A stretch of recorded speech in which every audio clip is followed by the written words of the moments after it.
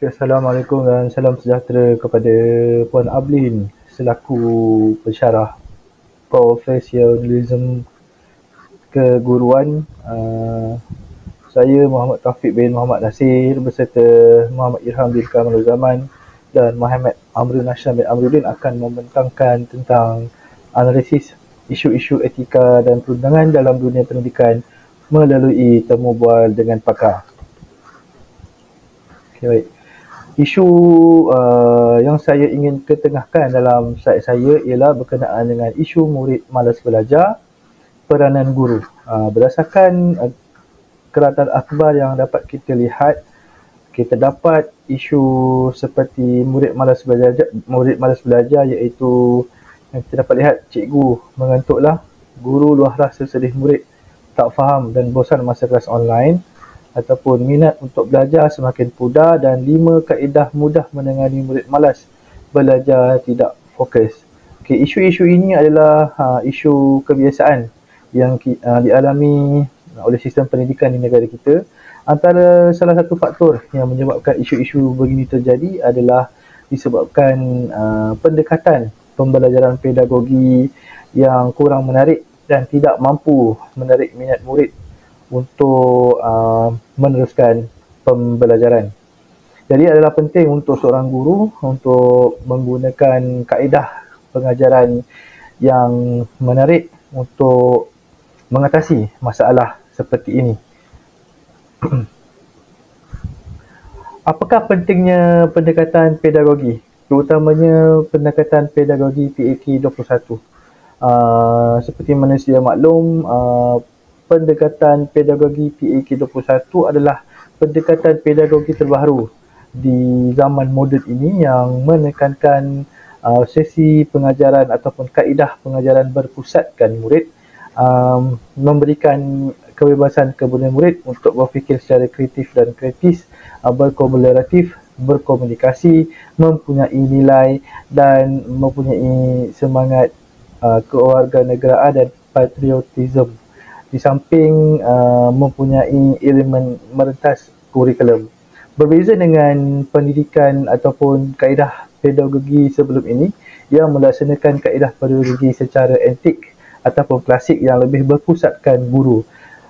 Kepentingan melaksanakan pedagogi guru ini sangat penting kerana ianya perlu sejajar dengan falsafah pendidikan kebangsaan yang bersifat pendidikan secara holistik ataupun menyeluruh, tidak hanya menekankan aspek kognitif tetapi juga menekankan aspek jasmani, emosi, rohani dan juga jasmani, emosi, rohani dan juga intelektual. Perkembangan dan cabaran berubah mengikut zaman. Berasaskan pembelajaran abad ke-21, penggunaan teknologi dalam PDPC dan juga berpandukan kepada kurikulum standard sekolah rendah dan kurikulum standard sekolah menengah sebagai penanda aras keberkesanan.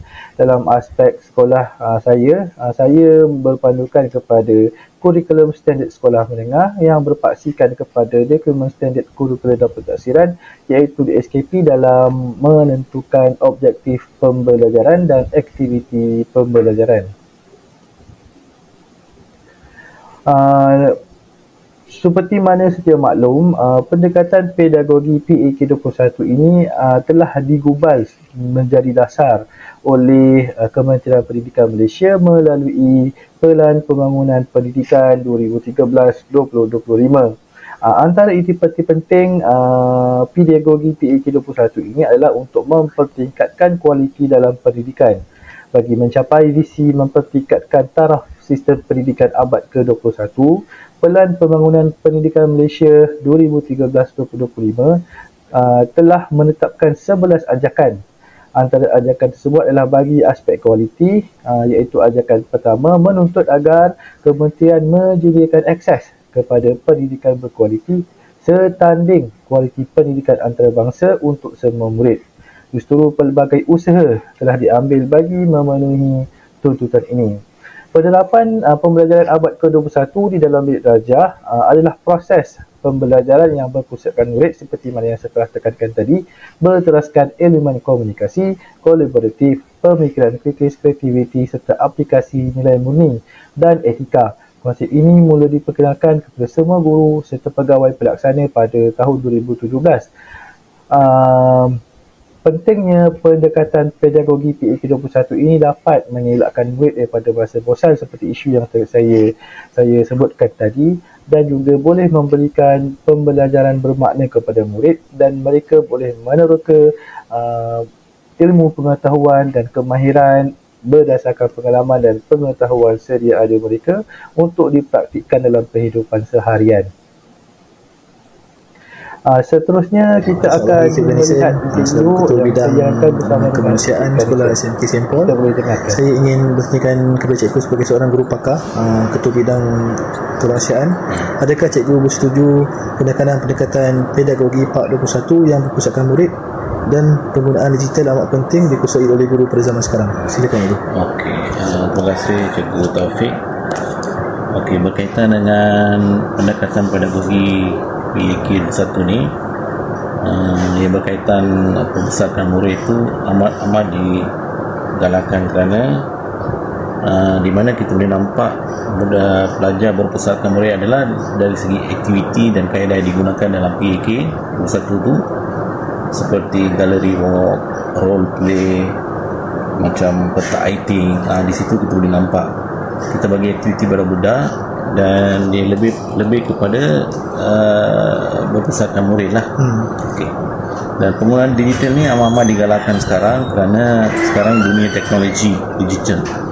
Jadi kebanyakan pelajaran dan pedagogi, pengajaran dan pembelajaran dilakukan dalam penggunaan digital lah. Seperti smart TV, iPad dan sebagainya.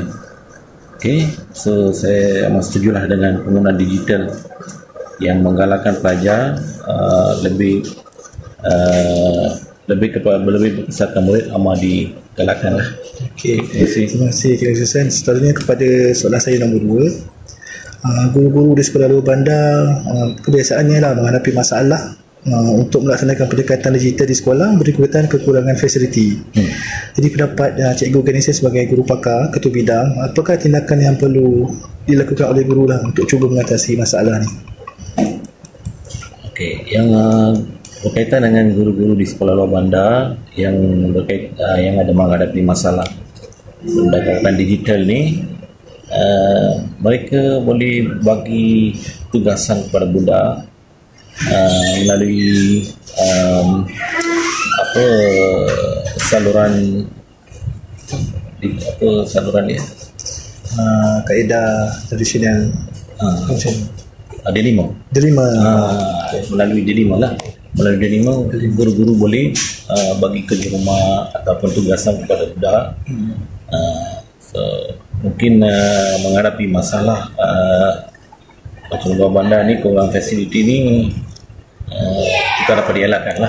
Kita dapat dielakkan, tapi sekurang-kurangnya kita boleh bagi pada pelajar tugasan melalui digital D5, ID D5, maksudnya melalui platform D5. Platform D5.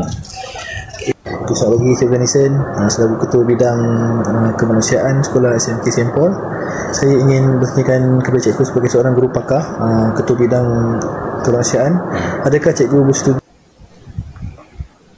Okay, baik, selanjutnya berdasarkan penjelasan daripada Encik Ganisan selaku ketua bidang dan guru pakar tadi, dia menekankan bahawa memang benarlah dan dia bersetuju bahawa pendekatan pedagogi PAK21 ni amat penting dalam zaman pada zaman hari ini, pada era hari ini, kerana merupakan zaman digital yang menggunakan gadget seperti iPad dan juga telefon smart TV untuk mendapatkan ilmu pembelajaran yang terdapat di luar sana, dan tidak semata-mata hanya berpandukan kepada konsep tradisional dan buku teks semata-mata, kerana PAK21 ini menggalakkan murid untuk berfikir secara kreatif dan kritis, dan juga mengaplikasikan pengetahuan sedia ada mereka ke dalam sesi pembelajaran.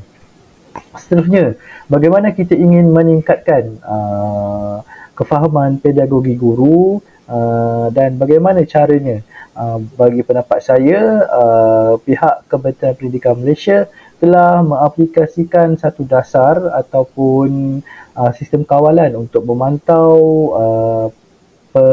sesi pembelajaran yang diadakan oleh guru bagi memastikan sesi pembelajaran tersebut bertepatan dengan kaedah pedagogi pada masa kini, iaitu mereka telah mengaplikasikan standard quality at sekolah.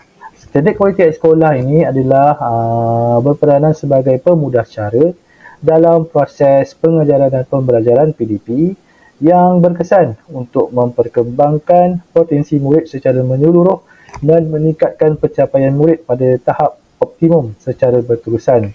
Seperti mana yang kita tahu, standard quality at sekolah kebiasaannya diaplikasikan di sekolah adalah untuk dijadikan rujukan sebagai pencerapan kepada guru-guru. Aspek yang dinilai ketika pencerapan kepada guru ialah aspek guru sebagai perancang, guru sebagai pengawal, guru sebagai pembimbing, guru sebagai pendorong, guru sebagai penilai dan murid sebagai pembelajar aktif. Peranan empat aspek penting ini adalah amat penting bagi guru bagi meningkatkan dan menambah baik sesi pedagogi yang diamalkan, dan guru pakar ataupun guru bidang yang bertanggungjawab untuk mencerap guru akan memberikan maklum balas dan teguran mesra supaya peningkatan dan penambahbaikan sesi pengajaran itu dapat diteruskan dari masa ke semasa. Dan kita akan dengarkan pendapat daripada Encik Garnison tentang pelaksanaan standard quality at sekolah ini, adakah mampu untuk meningkatkan profesionalisme keguruan. Kita sama-sama dengarkan. Saya akan pergi ke soalan yang selanjutnya lah, tentang pengalaman cikgu selaku guru pencerap kepada guru-guru. Sekarang ni seperti mana cikgu saya maklum, kita dah beralih kepada standard quality at sekolah, dan guru-guru yang dicerap pun menggunakan standard 4 pencerapan. Contohnya standard 4 yang menyatakan guru sebagai pengawal, guru sebagai perancang, guru sebagai pembimbing, guru sebagai pendorong, guru sebagai penilai. Adakah mampu meningkatkan profesional? Saya akan pergi ke soalan yang selanjutnya lah, tentang pengalaman cikgu selaku guru pencerap kepada guru-guru. Sekarang ni seperti mana cikgu saya maklum, kita dah beralih kepada standard quality at sekolah, dan guru-guru yang dicerap pun menggunakan standard 4 pencerapan. Contohnya standard 4 yang menyatakan guru sebagai pengawal, guru sebagai perancang, guru sebagai pembimbing, guru sebagai pendorong, guru sebagai penilai. Adakah mampu meningkatkan profesionalisme keguruan daripada segi pendapat Cikgu Garnison?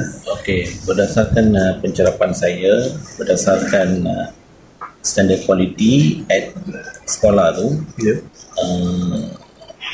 yang empat kategori lah. Jadi nyatakan guru sebagai pengawal, guru sebagai perancang, guru sebagai pembimbing, guru sebagai pendorong dan guru sebagai penilai. Bagi saya dapat meningkatkan profesional keguruan. Dari segi pencerapannya kita boleh nampak guru masa mengajar dia dapat mengawal komunikasi, dapat mengawal komunikasi pelajar dan dapat mengawal keadaan dalam kelas yang boleh menggalakkan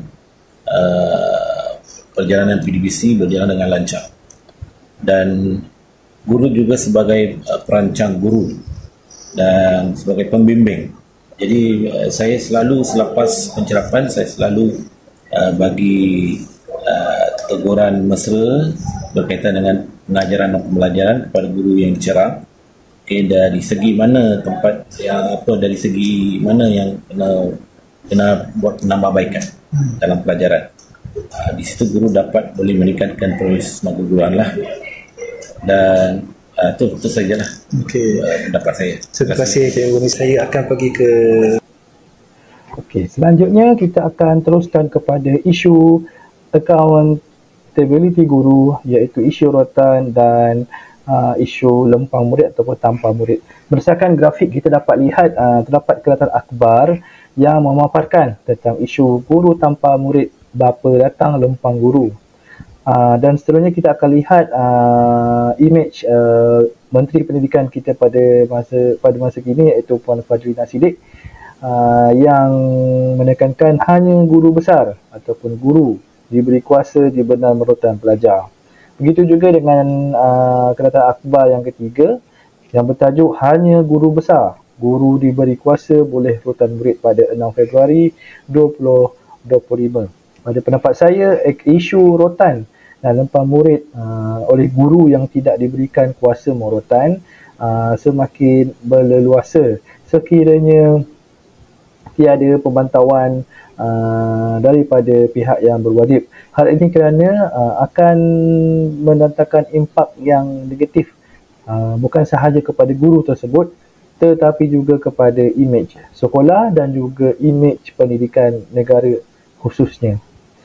Selanjutnya kita akan meneliti tentang etika guru dan undang-undang. Di sini saya telah membuat naik Surat Perkeliling Ikhtisas Bilangan 7 2003 iaitu kuasa guru merotan murid.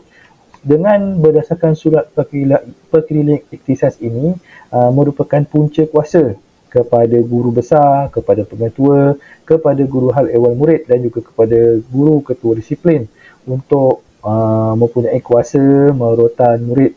Di sebelahnya juga terdapat surat penurunan kuasa melaksanakan hukuman rotan. Yang ini adalah merupakan tauliah daripada guru yang terlibat kepada guru yang akan melaksanakan hukuman. Seterusnya kita akan pergi kepada etika guru dan undang-undang dalam aspek peraturan hukuman fizikal di sekolah. Untuk makluman semua, peraturan mengenai hukuman fizikal di sekolah di Malaysia, pelaksanaan hukuman fizikal di sekolah dikawal oleh peraturan-peraturan pelajaran disiplin sekolah sejak 1959. Menurut peraturan ini, hanya guru besar atau guru yang diberikan kuasa secara rasmi dibenarkan untuk melaksanakan hukuman rotan terhadap murid lelaki yang melakukan kesalahan berat seperti buli, dan hukuman tersebut tidak boleh dilaksanakan di halayak ramai atau di tapak perhimpunan sekolah dan sama sekali tidak boleh dikenakan ke atas murid perempuan. Hal ini bermaksud walaupun pelaksanaan denda secara fizikal boleh diaplikasikan di sekolah, hanya pihak tertentu sahaja yang boleh melaksanakan kuasa tersebut, dan kuasa tersebut tidak boleh dijalankan di halayak ramai dan bukan bersifat untuk mengaibkan murid, menjatuhkan maruah murid dan memalukan murid. Hal ini kerana ianya boleh mendatangkan kesan yang mendalam kepada aspek mental, emosi dan fizikal murid dan boleh menjadikan minat mereka untuk hadir ke sekolah akan hilang. Kita akan melihat implikasi pelanggaran peraturan kuasa merotan ataupun melempang murid ini oleh guru yang tidak mempunyai kuasa. Yang pertama, implikasinya adalah daripada aspek undang-undang. Tindakan tersebut melanggar peraturan yang ditetapkan oleh Kementerian Pendidikan Malaysia dan boleh mengakibatkan tindakan disiplin terhadap guru berkenaan. Daripada aspek kesan psikologi pula, kajian menunjukkan bahawa hukuman fizikal boleh memberi kesan negatif terhadap perkembangan sosial, psikologi dan kognitif murid. Sebagai contoh, kajian oleh Aizatul Abdul Hamid 2018 mendapati bahawa hukuman fizikal boleh menyebabkan murid mengalami tekanan emosi dan menjejaskan hubungan mereka dengan guru. Manakala impak terhadap iklim sekolah pula, penggunaan hukuman fizikal tanpa kawalan boleh mewujudkan persekitaran sekolah yang tidak selamat dan menakutkan, yang akhirnya boleh menjejaskan proses pembelajaran dan perkembangan murid secara keseluruhan. Dari segi aspek pandangan sarjana pula ataupun pandangan ahli akademik, beberapa kajian akademik telah membincangkan penggunaan hukuman fizikal dalam pendidikan.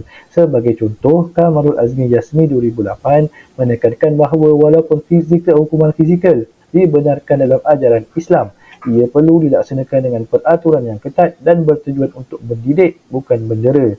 Begitu juga menerusi pandangan Siti Amalina Ahmad Khairuddin 2019 yang menyoroti garis panduan hukuman rawatan di KPM, menekankan kepentingan memahami budaya tempatan dalam pelaksanaan hukuman disiplin.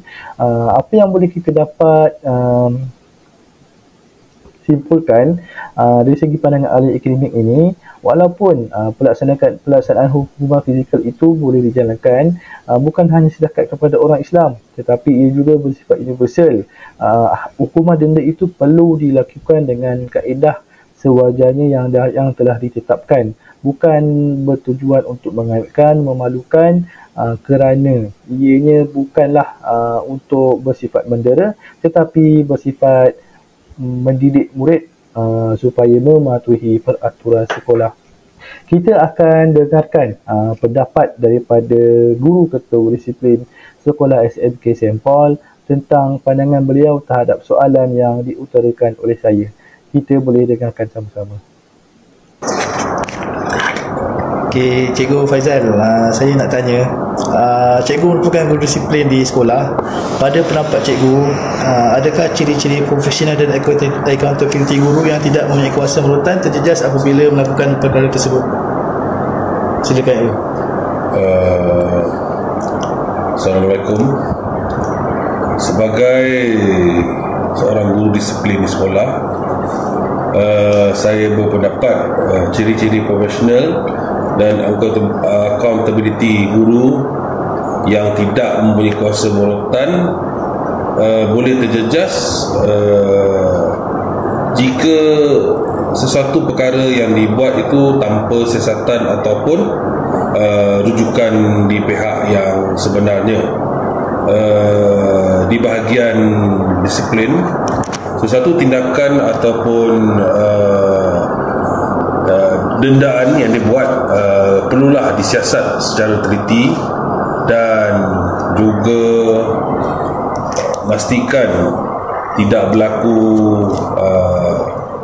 keciciran maklumat supaya sesuatu kes itu dapat diselesaikan dengan cara baik, yang mana pasti akan melibatkan ibu bapa, pihak sekolah, dan yang paling penting tindakan yang kita buat itu akan memberi pengajaran kepada pelajar tersebut, bukan sekadar hanya dendaan tetapi tidak memberi kesan secara menyeluruh sehinggalah pelajar itu tamat persekolahannya di sekolah tersebutlah.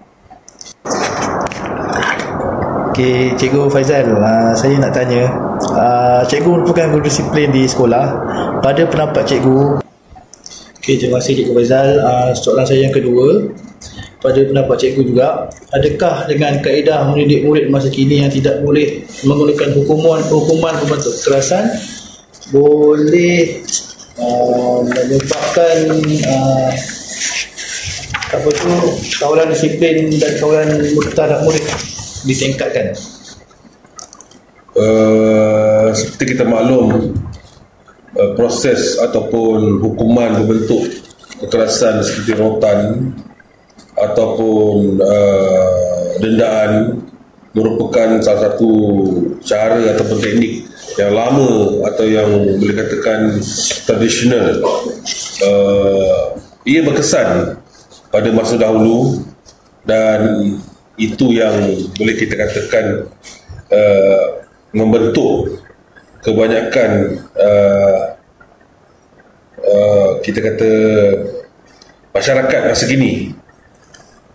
Walau bagaimanapun, apabila kita sampai ke abad yang ke-21 ataupun lebih moden, hukuman untuk kekerasan ini mungkin boleh dipelbagaikan. Mungkin dari segi contohnya kita mempunyai kaunselor, kita mempunyai bapa angkat ataupun guru angkat yang mana ia akan mendekatkan pelajar tersebut.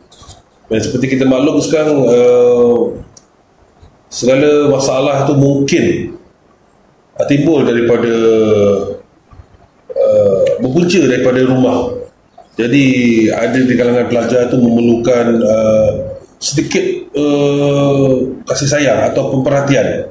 Jadi di situ seperti kita menjaga anak sendirilah. Walaupun kita bagi kekerasan, tetapi kita nak cuba membentuk diri kepribadian pelajar tersebut. Selain daripada kita nak memastikan peraturan dan undang-undang sekolah perlu dipatuhi, kerana satu masa nanti mereka akan habis sekolah dan perlu berada di luar, di mana peraturan dan undang-undang lebih ketat, dan jika tiada dalam diri mereka kepentingan disiplin ataupun mengawal diri, maka akan menjadi satu masalah pada mereka sendiri. Dan tentunya sebagai guru, kita semua adalah guru disiplin, dan jika dapat kita mengawal pelajar-pelajar ataupun murid kita dengan satu cara yang lebih dekat dengan mereka, insyaAllah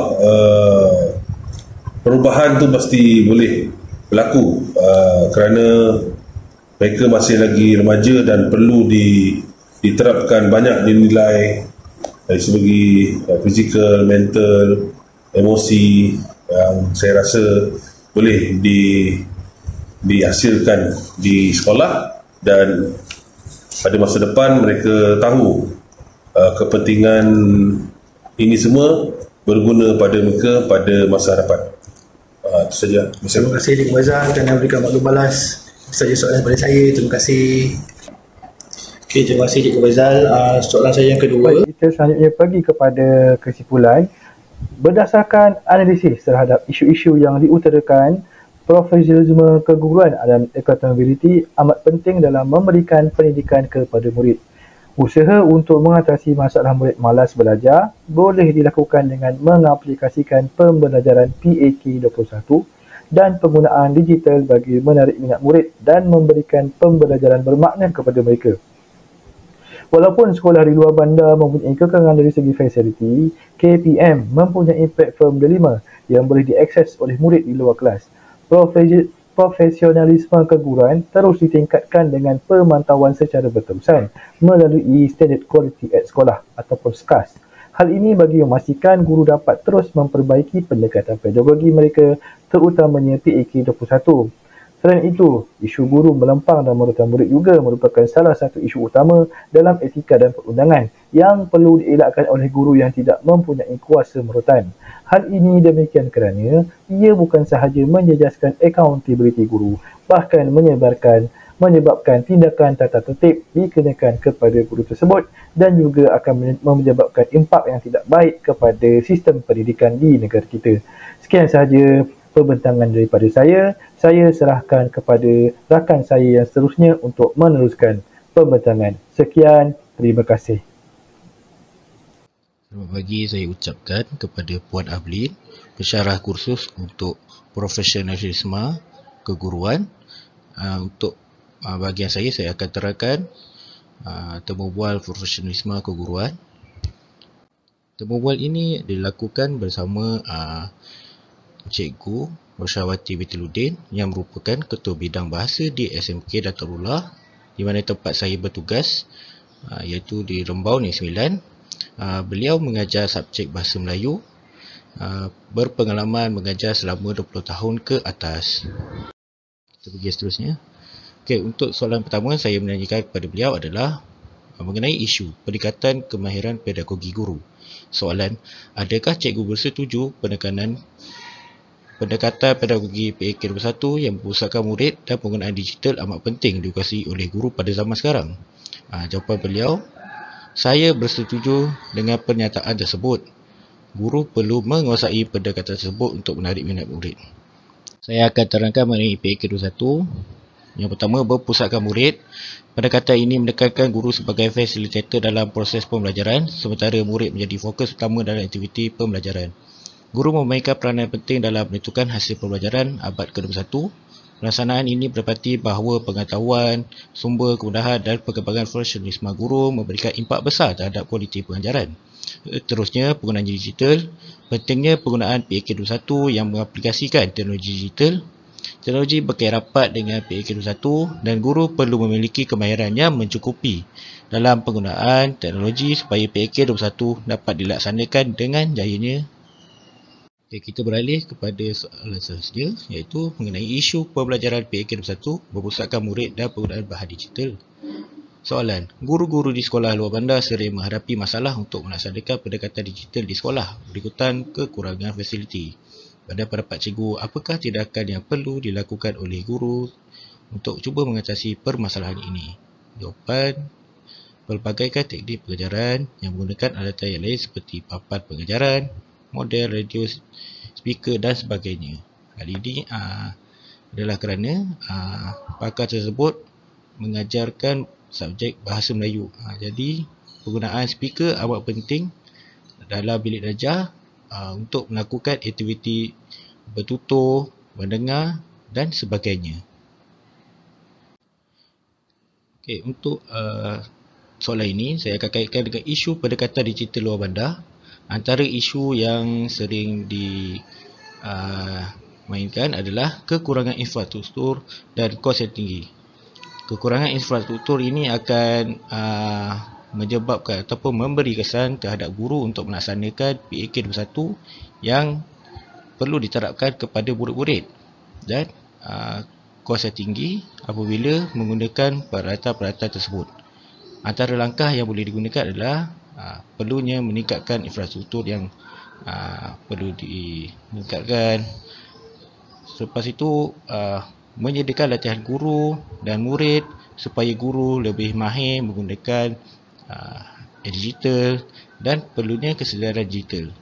Kesedaran digital ni boleh digunakan ataupun boleh dikongsikan daripada MCMC, iaitu bawah nadi, Pusat Penyebaran Maklumat Nasional, yang boleh mengajarkan kepada murid-murid bahawa kepentingan pendidikan menggunakan digital.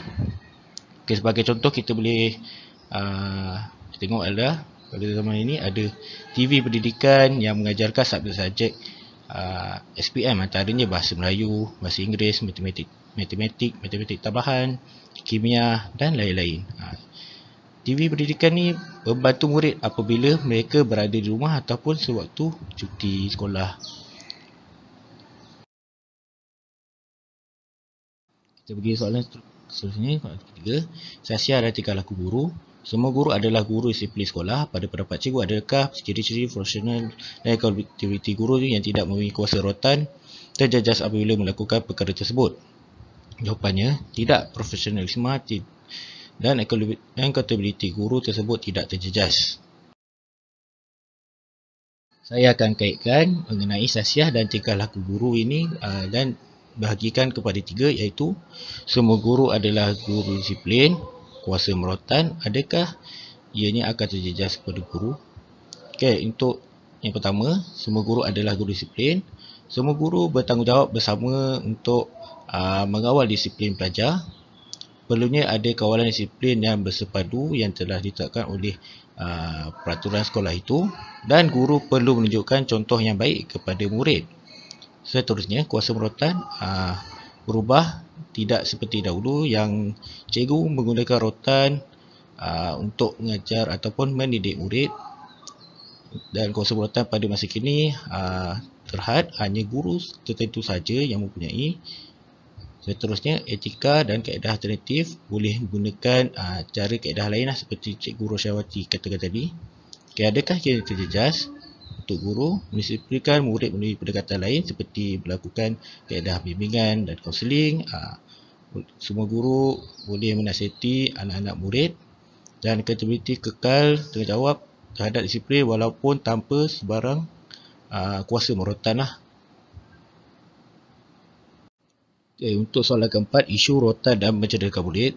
Pada pendapat cikgu, adakah dengan kaedah mendidik murid masa kini yang tidak boleh menggunakan hukuman berbentuk kekerasan boleh meningkatkan disiplin dan kawalan terhadap murid? Jawapan, mungkin dendaan yang sesuai boleh digunakan untuk menukar hukuman rotan tersebut, kecuali kes-kes yang berat. Di sini perlunya ada kaedah lain lah untuk mendenda dan memberi pengajaran kepada murid, kecuali kes-kes yang berat yang telah ditetapkanlah dalam peraturan sekolah. Antara dendaan yang sesuai boleh cikgu-cikgu boleh gunakanlah untuk mengajar murid tersebut adalah melakukan kerja amal ataupun khidmat masyarakat, mengadakan sesi kaunseling kepada murid tersebut, program mentor-mentee, latihan tambahan, amaran lisan dan bertulis, dan kontrak disiplin. Kesemua ini sesuai digunakan untuk menggantikan rotan. Sebab isunya pada masa kini rotan tidak boleh digunakan kepada murid-murid. Jadi ini adalah langkah lain lah untuk kita sesuaikan kepada murid tersebut untuk memberi pengajaran dan peringatan kepada murid tersebut. Soalan terakhir iaitu mengenai isu standard kualiti at sekolah ataupun SKAS. Soalan pada pendapat cikgu sebagai guru ketua bidang bahasa, adakah kualiti at sekolah terutamanya melibatkan standard 4 yang menyatakan guru sebagai pengawal, guru sebagai perancang, guru sebagai pembimbing, guru sebagai penolong, guru sebagai penilai mampu meningkatkan profesionalisme keguruan? Jawapannya mampu, kerana dalam profesionalisme keguruan, ciri-ciri ini amat dititik beratkan untuk menjadikan guru-guru dapat melaksanakan tugasan dengan baik dan terancang. Antara kesan SKAS kepada guru yang pertama ialah memudahkan pemantauan. Di sini guru dapat mengesan kehadiran dan disiplin murid dengan lebih sistematik. Kedua, mengurangkan beban kerja manual. Sistem digital menggantikan pencatatan manual dan menjimatkan masa. Ketiga, meningkatkan kecekapan pengurusan, iaitu data murid direkod secara automatik dan mudah diakses. Dan yang terakhir, membantu intervensi awal. Guru boleh mengenal pasti murid bermasalah lebih awal dan mengambil tindakan susulan sekiranya berlaku masalah yang berlarutan. Kesimpulan, penggunaan PAK21 dapat meningkatkan keberkesanan PDP, tetapi cabaran sebagai infrastruktur, kemahiran guru dan kos perlu diatasi. Semua guru bertanggungjawab ke atas masalah disiplin, hukuman mendidik lebih sesuai berbanding berrotan. Profesionalisme guru tetap terjaga dengan pendekatan disiplin alternatif yang lebih berkesan. Sistem SKAS dapat memudahkan pemantauan murid, tetapi ada cabaran seperti beban kerja dan isu teknologi. Berikut adalah lampiran. Yang pertama, saya berjumpa dengan rakan pembelajaran iaitu CPK Koko Puan Azliyah yang mengesahkanlah saya punya temu bual. Yang kedua, temu bual bersama pakar iaitu bersama Cikgu Rosyawati. Itu sahaja daripada kumpulan. Sekian, terima kasih. Assalamualaikum dan selamat sejahtera. Saya Amirul Nashran bin Amiruddin. Untuk dapatan saya dalam tugasan profesionalisme keguruan, saya telah menemu ramah Puan Rosmini binti Mak Saleh. Beliau mengajar dalam subjek bahasa Melayu dan berpengalaman mengajar selama 36 tahun. Kini beliau menjawat jawatan sebagai Ketua Panitia Bahasa Melayu dan saya telah mengadakan sesi temu ramah di Bilik Bahan Bantu Mengajar. Untuk soalan pertama, saya telah bertanyakan kepada Puan Rosmini iaitu adakah beliau bersetuju dalam pendekatan pedagogi PAK21 yang berpusatkan murid dan penggunaan digital amat penting dikuasai oleh guru pada zaman sekarang, dan Puan Rosmini telah menjawab bahawa beliau bersetuju bahawa pendekatan pedagogi PAK21 yang berpusatkan murid dan penggunaan digital sangat penting dikuasai oleh guru pada zaman sekarang kerana beliau melihat situasi sekarang majoriti pengajaran dan pengajaran kini menggunakan teknologi di samping perkembangan murid pada zaman kini yang celik teknologi kerana mereka telah didedahkan dengan teknologi sejak kecil lagi. Jadi guru perlu celik teknologi untuk menyampaikan maklumat pembelajaran yang lebih menarik dan interaktif berbanding menggunakan pendekatan yang lebih tradisional seperti papan putih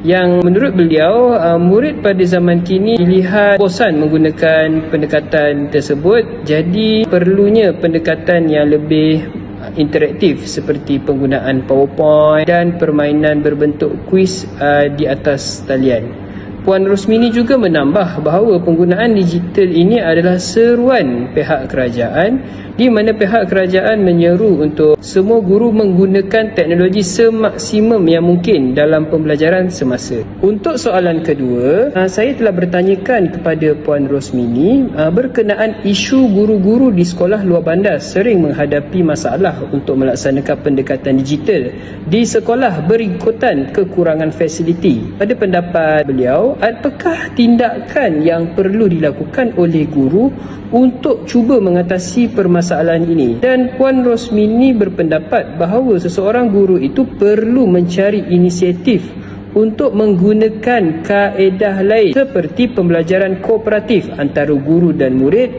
dengan melaksanakan aktiviti seperti jigsaw atau gallery walk untuk meningkatkan interaksi antara murid dan guru, kerana pendekatan ini tidak memerlukan penggunaan digital ataupun penggunaan permainan di atas talian, kerana hanya memerlukan peralatan seperti mahjong dan sebagainya. Walaupun begitu, Puan Rosmini berpandangan berdasarkan pengalaman beliau panjang 36 tahun dalam dunia pendidikan, beliau berpendapat bahawa sekolah luar bandar lebih memanfaatkan penggunaan teknologi maklumat berbanding sekolah di kawasan bandar, kerana mereka lebih teruja dengan penggunaan teknologi di dalam sekolah. Saya telah bertanyakan kepada Puan Rosmini soalan ketiga, di mana cikgu merupakan guru disiplin di sekolah. Pada pendapat beliau, adakah ciri-ciri profesional dan accountability guru tidak mempunyai kuasa merotan terjejas apabila melakukan perkara tersebut? Dan Puan Rosmini berpandangan bahawa ciri-ciri profesional dan accountability guru tidak terjejas sekali jika guru tersebut tidak mempunyai kuasa merotan, kerana beliau berpandangan bahawa guru boleh menggunakan pendekatan yang lebih lembut seperti memberi nasihat, memberi motivasi atau memberi denda yang berbentuk positif. Berdasarkan pengalaman Puan Rosmini sendiri, jika seseorang pelajar itu melanggar disiplin, beliau akan mendenda pelajar tersebut dengan menulis 5 karangan atau menulis 10 hingga 100 ayat secara berulang, kerana beliau berpandangan bahawa kaedah tersebut menyebabkan murid penat dan tidak mahu mengulangi kesalahan mereka lagi, serta mereka meningkatkan kemahiran mereka dalam aspek menulis. Untuk soalan keempat, saya telah bertanyakan kepada Puan Rosmini pada pendapat beliau, adakah dengan kaedah mendidik murid masa kini yang tidak boleh mengenakan hukuman berbentuk kekerasan boleh meningkatkan disiplin dan kawalan terhadap murid? Beliau berpandangan bahawa bergantung kepada situasi tertentu, mengambil kira faktor suasana kelas dan sikap murid itu tersendiri, kerana ada pelajar yang boleh didisiplinkan melalui kaedah nasihat atau motivasi, tetapi ada juga pelajar yang perlu didisiplinkan dengan cara yang tegas, terutamanya kelas yang mana majoritinya adalah kelas pelajar lelaki. Puan Rosmini juga ada menyatakan bahawa guru boleh menggunakan pendekatan memujuk murid terlebih dahulu untuk tidak melanggar disiplin, tetapi jika murid tersebut berdegil, mereka boleh menggunakan kaedah yang lebih tegas seperti memberi amaran ataupun membuat laporan disiplin kepada guru disiplin. Soalan terakhir, saya bertanya kepada Puan Rosmini pada pendapat beliau sebagai guru panitia bahasa Melayu, adakah standard kualiti sekolah SKAS terutamanya melibatkan standard 4 yang menyatakan guru sebagai pengawal, guru sebagai perancang, guru sebagai pembimbing, guru sebagai pendorong, guru sebagai penilai mampu meningkatkan profesionalisme guru? Beliau sangat bersetuju bahawa standard kualiti SKAS terutamanya melibatkan standard 4 yang menyatakan peranan-peranan guru sebagai pengawal, perancang, pembimbing, pendorong, penilai mampu meningkatkan profesionalisme keguruan, kerana mereka lebih faham tentang peranan mereka dalam bidang keguruan. Dasar ini juga mampu meningkatkan accountability dan profesionalisme guru, dan pada masa yang sama beliau berpendapat bahawa SKAS akan melahirkan guru yang mempunyai pelbagai kemahiran sekaligus memenuhi hasrat falsafah pendidikan kebangsaan FPK. Sekian daripada saya, terima kasih.